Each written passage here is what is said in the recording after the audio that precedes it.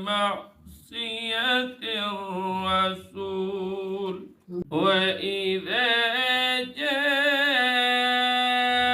جاءوك حيوك بما لم يحيك به الله ويقولون في أنفسهم لولا